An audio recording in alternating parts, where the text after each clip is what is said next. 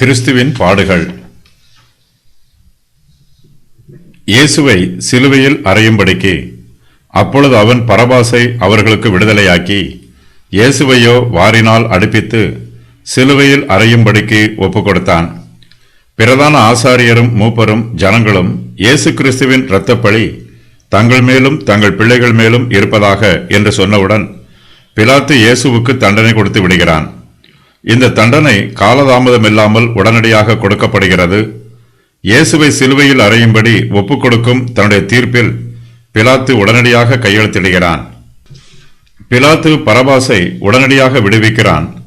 இயேசு கிறிஸ்து பாவிகளுக்காகவே இந்த தண்டனைகளை தம்மீது ஏற்றுக்கொள்கிறார். நாம் எவ்வளவுதான் பாவம் செய்திருந்தாலும் நம்முடைய பாவங்களை எல்லாம் மன்னித்து நம்மை மீட்பதற்காகவே இயேசு சிலுவையில் மரிக்கிறார். இயேசு கிறிஸ்துவின் தெய்வீக மீட்பின் நோக்கம் இந்த இடத்தில் ஆரம்பமாகி விடுகிறது. இயேசுவின் ஆக்கினை தீர்ப்பின் மூலமாக பாவியாகிய பரபாஸ் விடுவிக்கப்படுகிறான். எல்லோரையும் விடுவிப்பதற்காகவே இயேசு கிறிஸ்து பாவமானார். அக்கிரமக்காரராகிய நமக்காக நீதிபரராகிய இயேசு கிறிஸ்து தமது ஜீவனை கொடுக்கிறார். நம்மை மீட்பதற்கான மீட்பின் கரையத்தை இயேசு கிறிஸ்து கல்வாரி சிலுவையில் செலுத்துகிறார். இயேசுவை வாரினால் அடிக்கிறார்கள். இது ஒரு கொடூரமான தண்டனையாகும். ரோம பேரரசில் வாரினால் அடிப்பதற்கென்று தனியாக ஆட்களை நியமித்திருப்பார்கள். யூதருடைய பிரமாணத்தில் ஒருவரை வாரினால் அடிப்பதற்கு சில கட்டுப்பாடுகள் உண்டு. யூதர்கள் 40 அடிகளுக்கு மேல் யாரையும் அடிக்க மாட்டார்கள். ஆனால் ரோமருடைய பிரமாணத்தில் இப்படிப்பட்ட கட்டுப்பாடுகள் எதுவும் இல்லை. எத்தனை அடிகள் வேண்டுமானாலும் அடித்து கொடுமைப்படுத்துவார்கள். வாரினால் அடித்து சித்திரைவதை பண்ணுவது ரோம பேரரசின் தண்டனையில் ஒரு பகுதி. இயேசுவை சிலுவையில் அறையும்படிக்கு பிலாத்து ஒப்புக் கொடுக்கிறான். ஒரு கைதியை சிலுவையில் அறைந்து கொள்ளுவது ரோம பேரரசில் நிறைவேற்றப்படும் பயங்கர தண்டனை முறையாகும். மரண தண்டனைகளிலேயே சிலுவையில் அறைந்து ஒருவருக்கு மரண தண்டனை கொடுப்பதுதான் அக்காலத்தில் மிகவும் கொடூரமான தண்டனையாக கருதப்பட்டது. சிலுவை மரணத்தில் வேதனையும் அவமானமும் கலந்திருக்கிறது. ஒருவரை சிலுவையில் அறையும் போது சிலுவை மரத்தை தரையில் வைத்து அதன் மீது கைதியை படுக்க வைத்து அவருடைய கைகளிலும் கால்களிலும் மரத்தோடு சேர்த்து ஆணிகளை அறைவார்கள். அதன் பின்பு அந்த மரத்தை சிலுவையில் அறையப்பட்ட கைதியோடு தரையில் தூக்கி நிறுத்துவார்கள். அப்போது அந்த கைதியின் சரீரம் முழுவதும் ஆணிகளின் பிடியில் சிலுவை மரத்தில் தொங்கும். அந்த நபருடைய வேதனை அதிகரிக்கும். மரண வேதனை உண்டாகும். சிலுவை மரத்தில் தொங்கியபடியே அவர் மரித்து போவார்.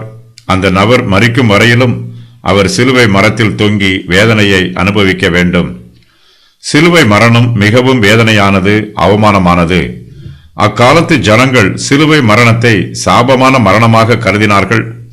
ஒருவரை சிலுவையில் அறைவதற்கு முன்பாக அவரை வாரினால் அடித்தும் தண்டனை கொடுக்கிறார்கள்.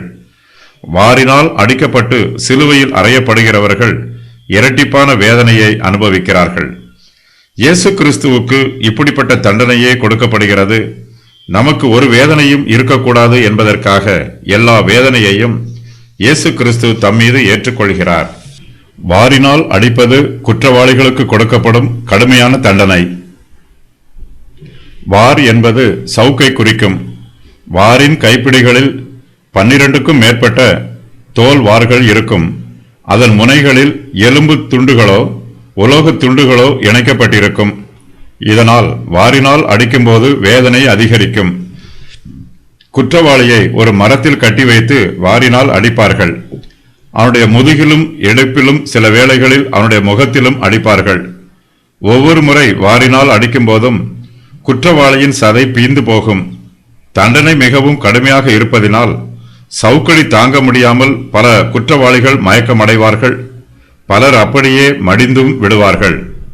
குற்றவாளிகளிடமிருந்து ரகசியங்களை தெரிந்து கொள்வதற்காகவும் அவர்களை வாரினால் அடிப்பார்கள். குற்றங்களை ஒப்புக்கொள்ள வைப்பதற்காகவும் வாரினால் அடிக்கும் வழக்கம் இருந்தது. ஒரு பாவமும் அறியாத இயேசு கிறிஸ்துவிடம் எதை எதிர்பார்த்து வாரினால் அடித்தார்களோ தெரியவில்லை. பிரமாணத்தின் பிரகாரமாக ஒருவரை 40 முறை வாரினால் அடிக்கலாம். யூதர்கள் 39 முறை வாரினால் அடிக்கலாம் என்று அனுமதித்தார்கள். இயேசுவை அடித்த சவுக்கில் 12 வார்கள் இருக்கும் என்றால் அவரை 39 தடவைகள் அடித்தபோது அவருடைய சரீரத்தில் 468 தழும்புகள் உண்டாயிருக்கும். பட்ட இடத்திலேயே அடி திரும்பப்பட்டால் சதைக்குள் இருக்கும் எலும்பெல்லாம் வெளியே தெரியும்.